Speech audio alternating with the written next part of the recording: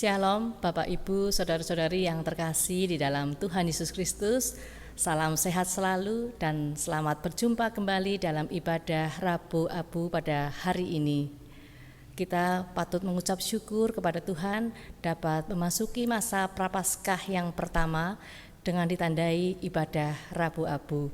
Dan kita seharusnya menghayati arti pengorbanan Yesus Kristus di kayu salib yang telah rela mati untuk kita semua. Mari kita beribadah Rabu Abu dan kita akan mengambil saat teduh sejenak.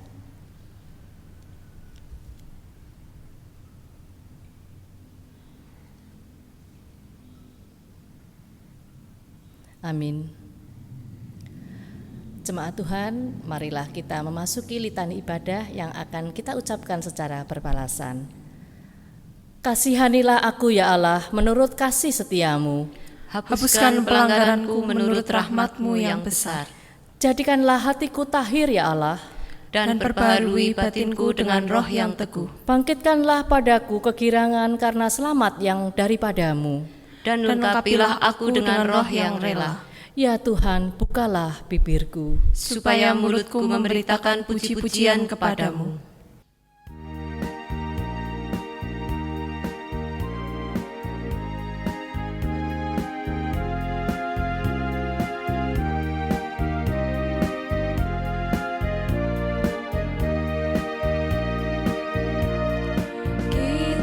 Masuk rumahnya, berkumpul menyembah kepadanya.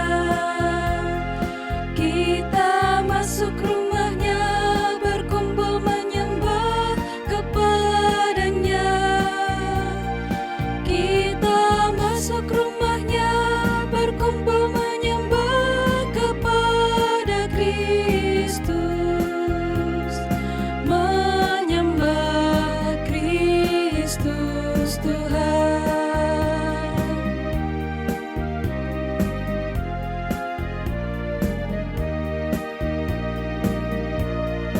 Lupakanlah dirimu, arahkan hatimu kepadanya. Lupakanlah dirimu, arahkan hatimu kepadanya. Lupakanlah dirimu, arahkan hatimu kepada Kristus. Menyembah Kristus Tuhan.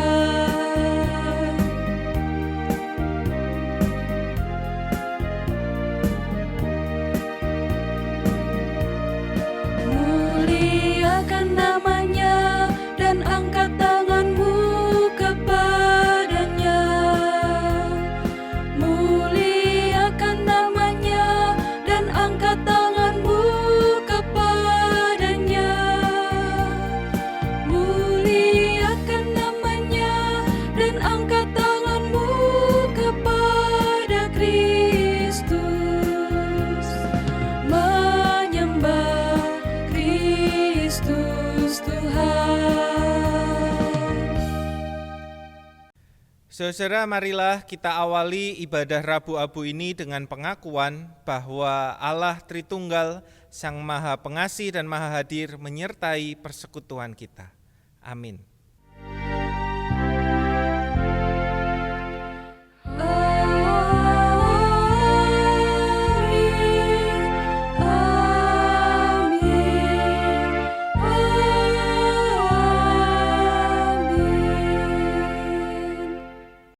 Jemaat Tuhan, marilah kita berdoa.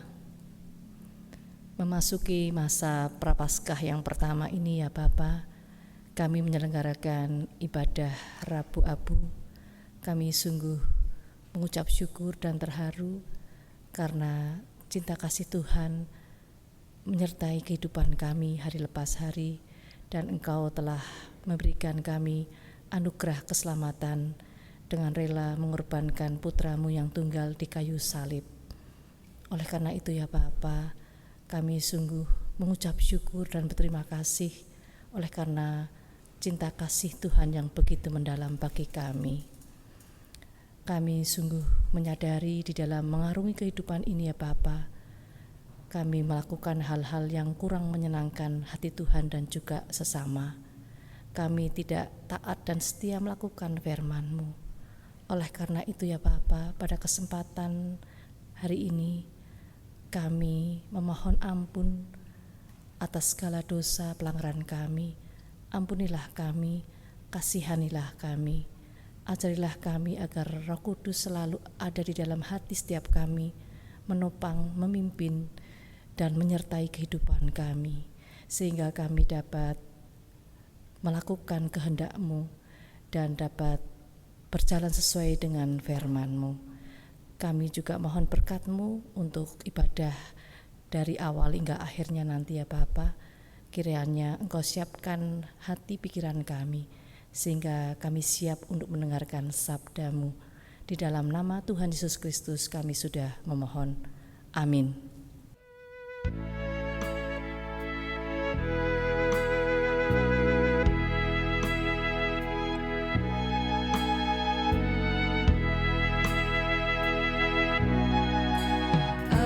Ajaib benar anugerah pembaru hidupku. Ku hilang buta bercela, olehnya ku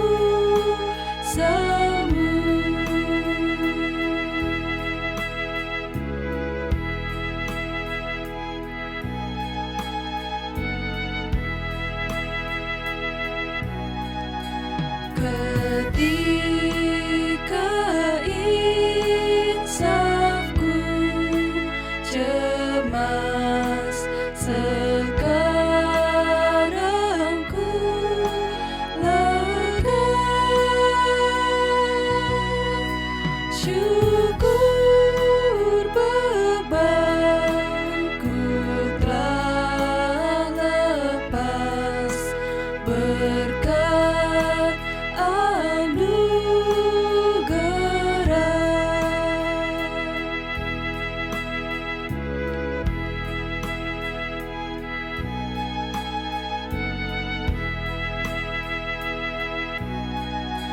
Ku dapat janji yang teguh, ku harap sabdanya, dan Tuhanlah perisaiku tetap selamanya.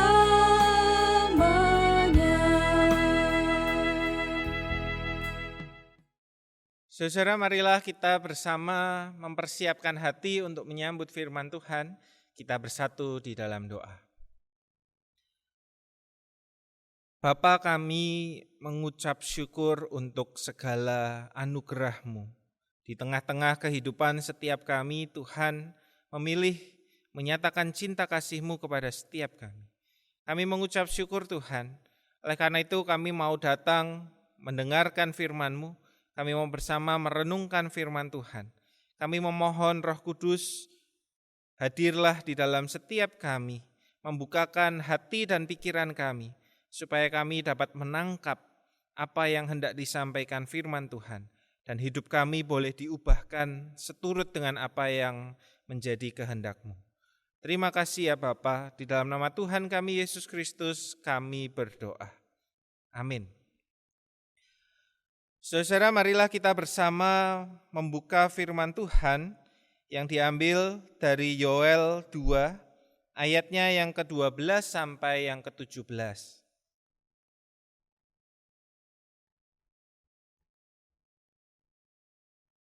Yoel 2 ayatnya yang ke-12 sampai yang ke-17.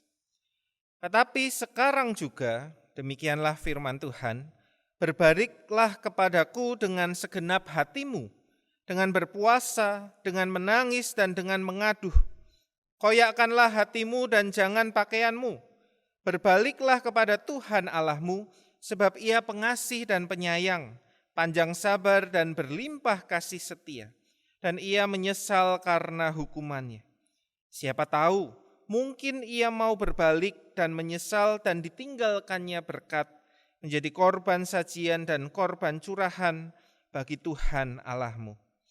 Tiuplah sangkakala di Sion, adakanlah puasa yang kudus, maklumkanlah perkumpulan raya. Kumpulkanlah bangsa ini, kuduskanlah jemaah, himpunkanlah orang-orang yang tua, kumpulkanlah anak-anak, bahkan anak-anak yang menyusu. Baiklah pengantin laki-laki keluar dari kamarnya, dan pengantin perempuan dari kamar tidurnya. Baiklah para imam, pelayan-pelayan Tuhan, menangis di antara balai depan dan mezbah dan berkata, sayangilah ya Tuhan umat-Mu, dan janganlah biarkan milik-Mu sendiri menjadi cela, sehingga bangsa-bangsa menyindir kepada mereka. Mengapa orang berkata di antara bangsa, di mana Allah mereka? Demikian jauh pembacaan firman Tuhan. Yang berbahagia adalah setiap kita yang memelihara dan melakukan firman Tuhan. Hosiana.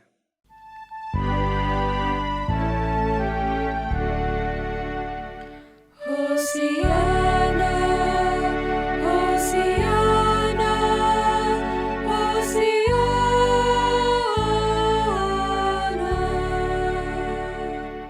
Saudara, Alkisah ada seseorang bernama John. Suatu hari dia mendapatkan hadiah dari pamannya. Pamannya ini menghadiahkan seekor burung kakak tua. John sangat senang sekali mendapat hadiah hewan peliharaan yang baru. Tetapi sayang, burung kakak tua ini memiliki sikap dan tutur kata yang buruk. Setiap suara yang keluar dari mulut burung itu adalah kata-kata kasar dan maki-makian. Entah belajar dari mana, enggak tahu ya. Tetapi yang pasti John pusing setengah mati. Aduh, gimana ini?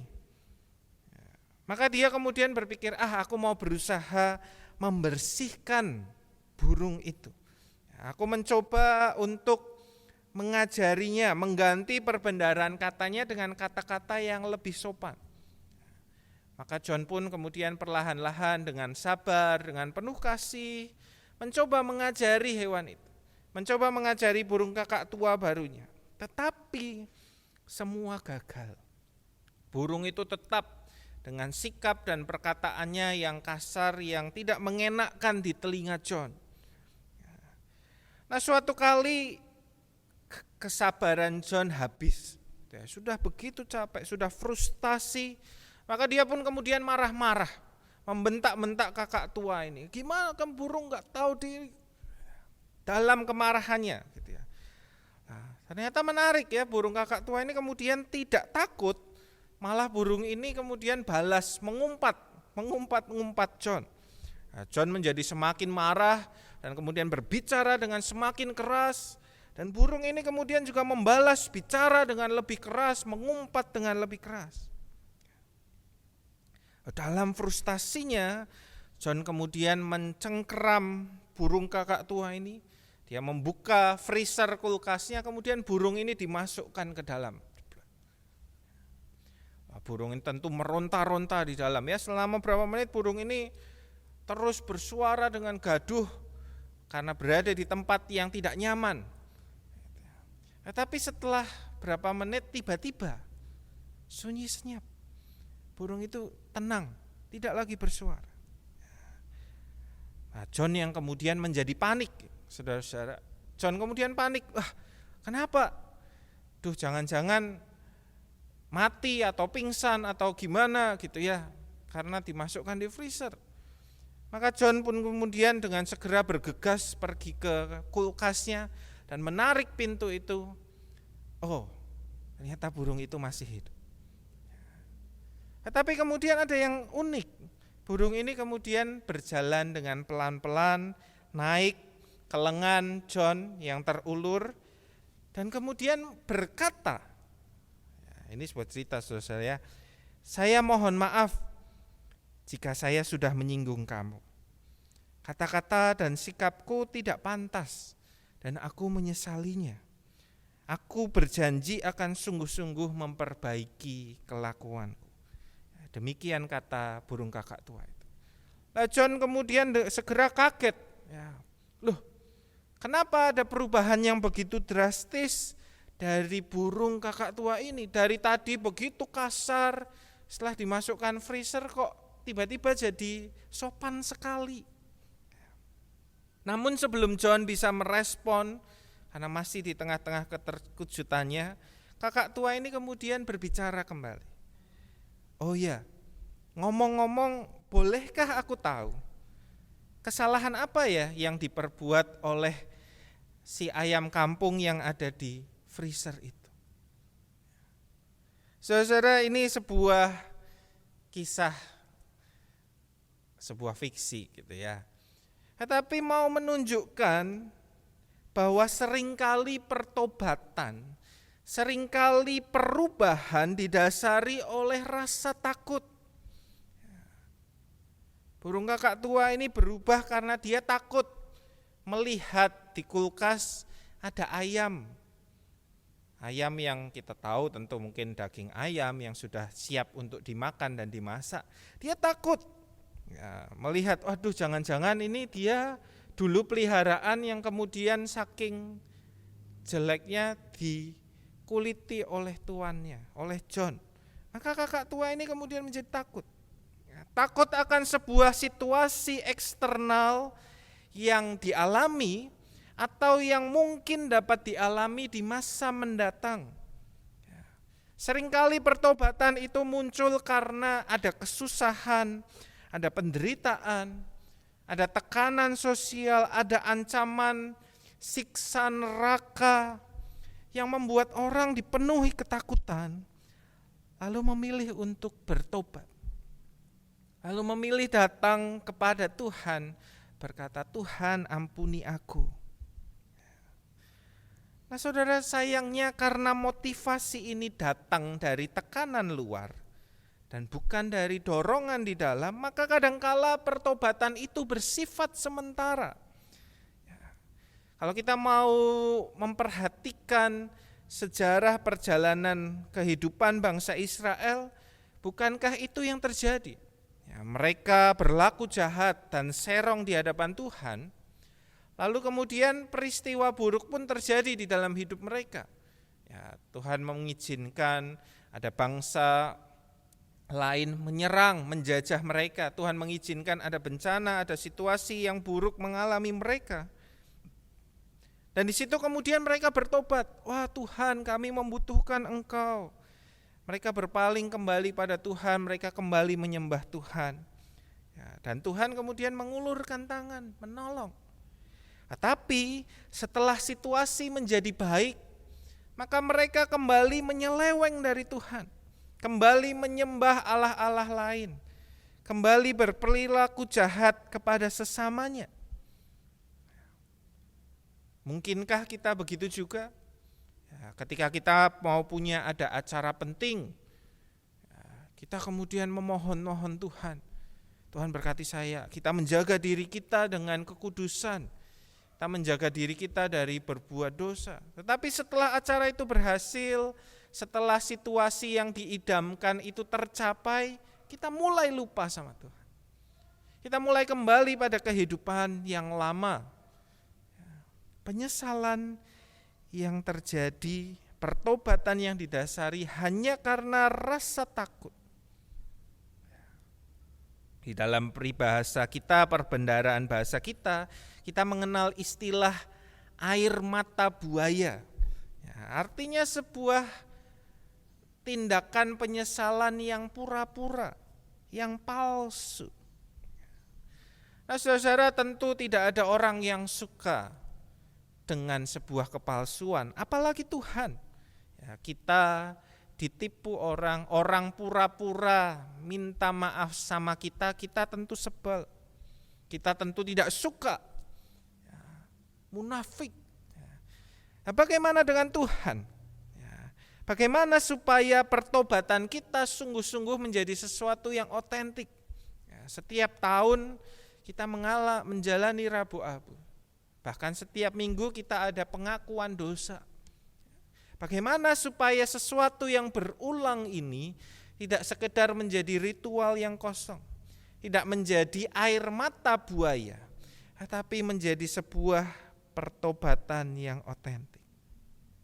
Saudara, mari kita renungkan firman Tuhan yang disampaikan Tuhan melalui Nabi Yoel, yang menyatakan kerinduan Tuhan bagaimana kita supaya bertobat. Yoel 2 ayat yang 13 berkata, koyakkanlah hatimu dan jangan pakaianmu.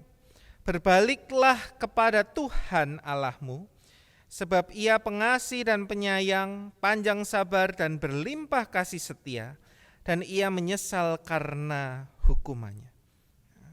Saudara, hal yang pertama yang perlu kita perhatikan, mengoyakkan pakaian itu tradisi orang Israel ketika mereka berduka, ketika menyatakan penyesalan mereka mengoyakkan pakaian. Tapi di sini kita diajak untuk tidak mengoyakkan pakaian, tapi mengoyakkan hati. Nah, saudara, kalau berbicara tentang mengoyakkan ini menunjukkan sebuah realita pergumulan dalam bertobat. Mengoyakkan tentu bukanlah hal yang mudah. Kita membayangkan kita punya baju, kita mau koyakkan, tentu bukanlah sesuatu hal yang mudah dan gampang. Mengoyakkan membutuhkan sebuah tenaga, membutuhkan usaha yang sungguh-sungguh. Memisahkan sesuatu yang sudah terjalin kait-mengkait dengan erat, seperti baju yang sudah dijahit, baju yang benang-benangnya sudah terjalin menjadi satu. Tentu tidaklah mudah, membutuhkan tenaga, membutuhkan usaha.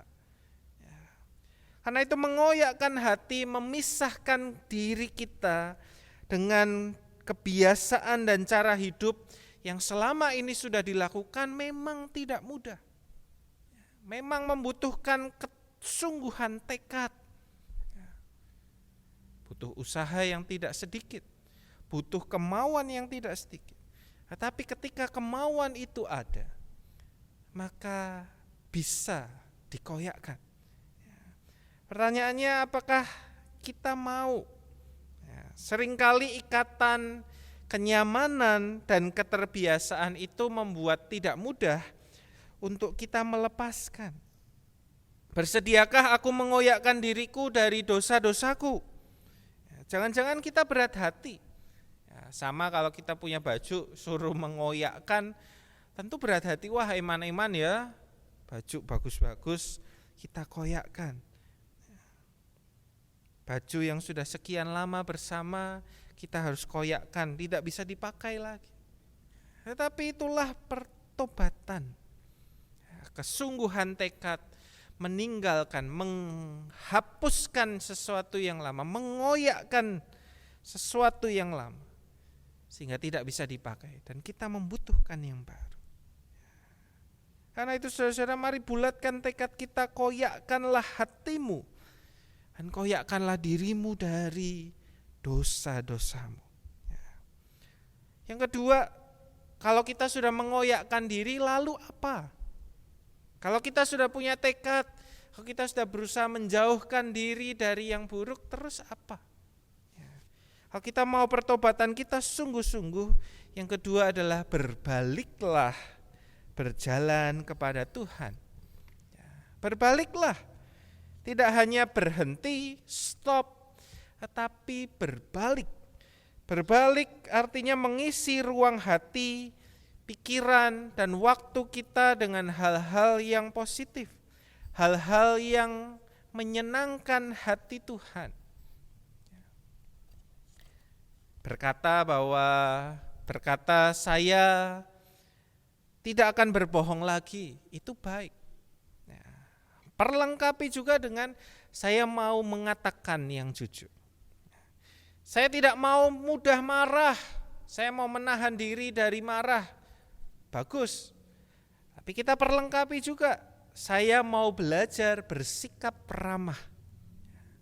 Karena itu mengapa setelah Rabu Abu kita memulai pertobatan, masa pertobatan.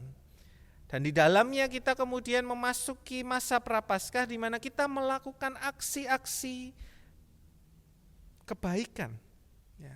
Kita diajak berpuasa, kita diajak meningkatkan kehidupan berdoa, kita diajak untuk menyisihkan. Misal hasil puasa itu pengeluaran kita turun, kita sisihkan juga untuk sedekah. Kenapa kita melakukannya? Apakah itu artinya bertobat? Apakah hanya segitu pertobatan? Tentu tidak. Tetapi aksi Prapaskah dihadirkan supaya penyesalan dan tekad bertobat itu memiliki sebuah wujud nyata. Memiliki wujud yang dilihat, yang dimunculkan, yang diupayakan.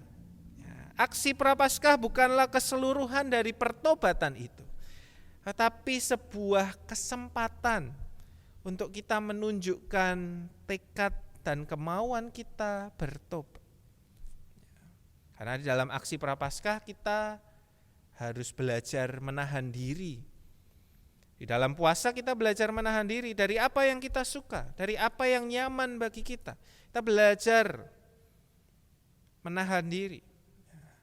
Di dalam bersedekah, di dalam berdoa, di dalam kalau saudara ingat kita punya kalender 40 hari kebaikan, kita belajar untuk mencoba melakukan sesuatu yang baik.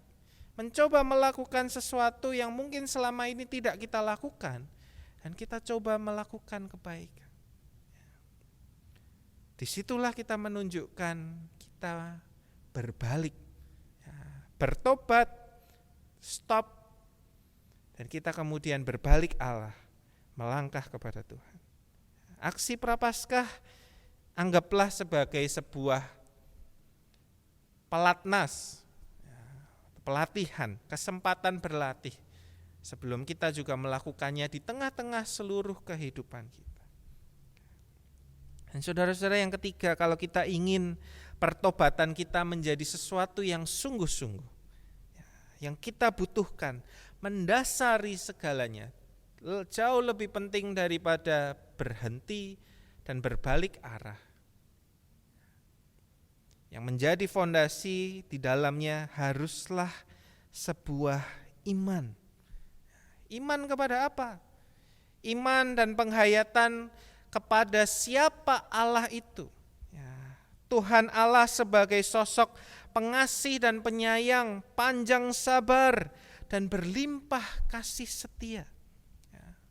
Saudara, kalau kita merenungkan bangsa Israel yang sudah memberontak dan bertobat, kemudian memberontak lagi, bertobat lagi, memberontak lagi, bertobat lagi, memberontak lagi, bertobat lagi, berulang kali.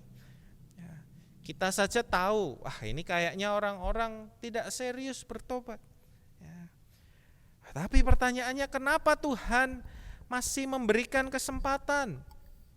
Kenapa Tuhan masih mengizinkan orang-orang ini bertobat dan kemudian nanti menyeleweng lagi? Apakah Tuhan kita dibodohi? Apakah Tuhan kita mudah ditipu?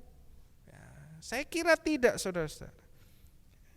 Kenapa ada pertobatan berkali-kali yang bisa dilakukan? Karena Allah kita maha pengasih. Karena Allah kita panjang sabar dan berlimpah kasih setia. Sehingga dia mau memberikan kesempatan berulang kali. Berulang kali dia masih bersedia mengundang, mengajak kita sebagai anak-anaknya bertobat dan kembali. Ayo datang kembali padaku. Ketika pergi lagi, ayo datang kembali. Ketika pergi lagi, ayo datang kembali. Meskipun kita menyakiti hatinya berulang kali, tetapi kasih Tuhan tidak membiarkan Tuhan berpaling dari kita.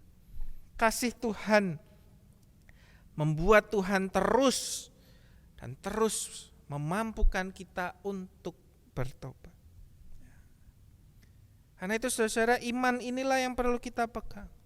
Dan iman itulah yang seharusnya membuat kita punya perspektif yang berbeda soal pertobatan. Pertobatan bukanlah sesuatu yang dijalani dengan kesedihan. Ya, kita sedih, menyesal, saya sudah berbuat jahat, saya sudah tidak hidup seturut kehendak Tuhan. Tetapi di dalam menjalani pertobatan itu tidak dijalani dengan kesedihan, dengan berat hati, atau dengan ketakutan. Tetapi pertobatan dijalani dengan sukacita dan syukur. Sukacita karena apa?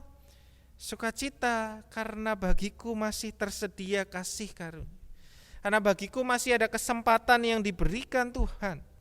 Sekalipun berulang kali aku gagal, sekalipun berulang kali aku jatuh dan belum berhasil, tetapi Tuhan tetap menuntun dan memanggil. John Ortberg, ada seorang pendeta dari gereja Presbyterian bernama John Ortberg berkata, pertobatan tidak akan membawa kita pada ratap tangis. Pertobatan akan membawa kita pulang dan kembali kepada anugerahnya. Karena itu saudara-saudara yang terkasih, marilah Rabu Abu ini, momen ini kita pakai bersama-sama.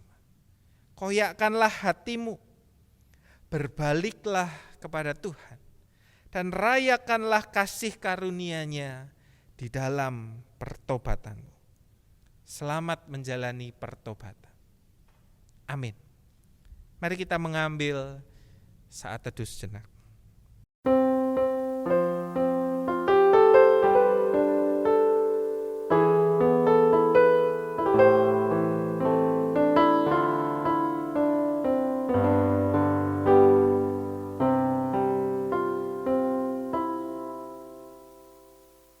Jemaat Tuhan yang terkasih, marilah saat ini kita bersama mengikrarkan pengakuan iman kita sesuai dengan pengakuan iman rasuli yang berbunyi demikian. Aku percaya kepada Allah Bapa yang Maha Kuasa, Halik langit dan bumi, dan kepada Yesus Kristus, Anaknya yang tunggal Tuhan kita, yang dikandung dari Roh Kudus, lahir dari anak darah Maria, yang menderita sengsara di bawah pemerintahan Pontius Pilatus, disalibkan, mati, dan dikuburkan, turun ke dalam kerajaan maut. Pada hari yang ketiga, bangkit pula dari antara orang mati, naik ke surga, duduk di sebelah kanan Allah Bapa yang Maha Kuasa, dan dari sana Ia akan datang untuk menghakimi orang yang hidup dan yang mati. Aku percaya kepada Roh Kudus, gereja yang kudus dan am, persekutuan orang kudus, pengampunan dosa, kebangkitan orang mati, dan hidup yang kekal. Amin.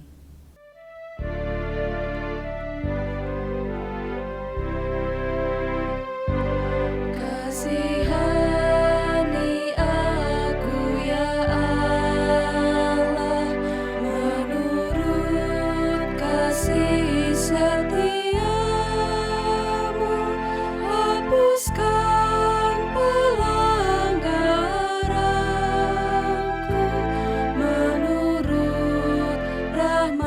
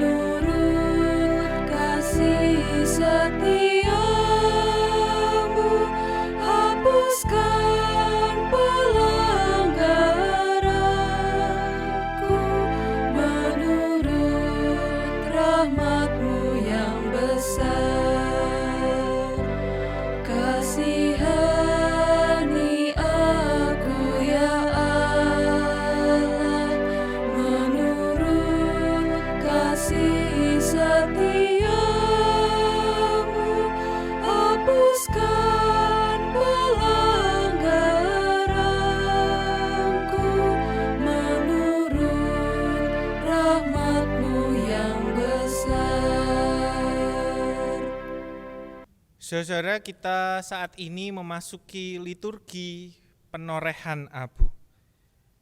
Abu ini adalah lambang kerendahan.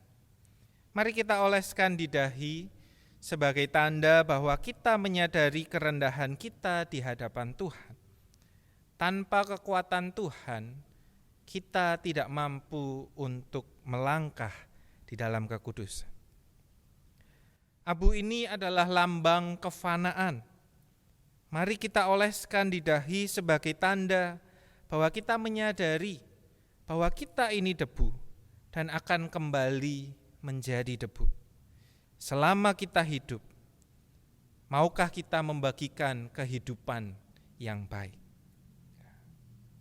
Abu ini juga adalah lambang permohonan. Mari kita oleskan di dahi sebagai tanda bahwa kita sungguh-sungguh bertobat dan mengharapkan belas kasih Tuhan.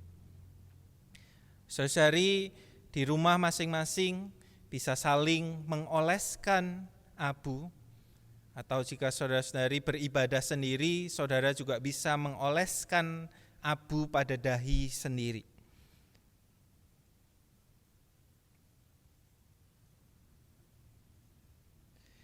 Sambil mengoleskan abu, kita mengatakan, Tuhan mengasihimu, bertobatlah. Mari saat ini kita mengambil waktu bersama berdoa.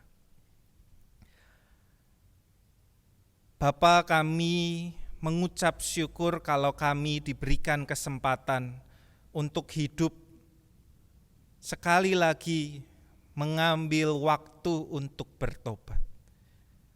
Tolonglah kami ya Tuhan, supaya lambang salib yang tertera di dahi kami juga tertera di dalam hati kami, menjadi simbol yang menunjukkan kerinduan kami, kesungguhan kami untuk berbalik, untuk menyelaraskan hidup kami dengan Tuhan. Berikanlah kami kerendahan hati ya Tuhan, kerendahan hati untuk menyadari bahwa kami adalah orang-orang yang terbatas. Kami adalah makhluk-makhluk yang fana, yang membutuhkan kekuatan dan pimpinan Tuhan. Kalau kami mau menjalani pertobatan dengan kesungguhan. Pimpinlah kami mau membuka diri kami untuk dituntun oleh Tuhan. Dan biarlah ketika kami memulai masa prapaskah ini, biarlah di dalam masa prapaskah yang berjalan, kami boleh diberikan kesungguhan untuk menunjukkan upaya, tekad kami di dalam pertobatan dan kehidupan yang baru. Tolonglah kami ya Tuhan. Di dalam nama Tuhan kami Yesus Kristus, kami berdoa.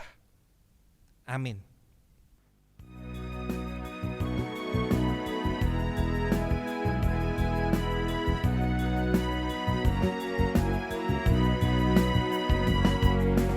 Kasih paling agung dari Tuhanku, kini ku sadari di dalam hatiku, Yesus Maha Kasih dan Maha Kudus, korbankan dirinya agar ku ditebus.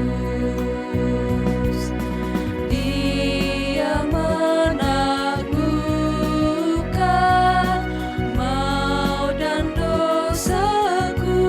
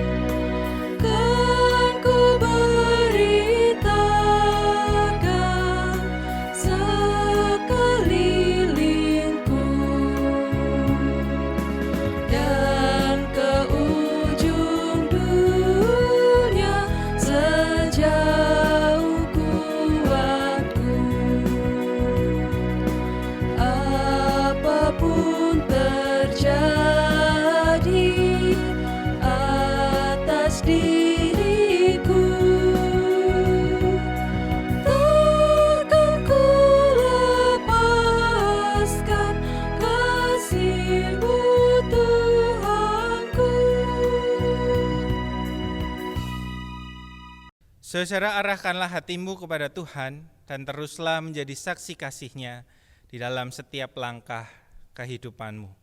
Masukilah pertobatan dengan kesungguhan hati, dan kini terimalah berkat dari Tuhan. Tuhan memberkati kita dan melindungi kita. Tuhan menyinari kita dengan wajah-Nya dan memberi kita kasih karunia.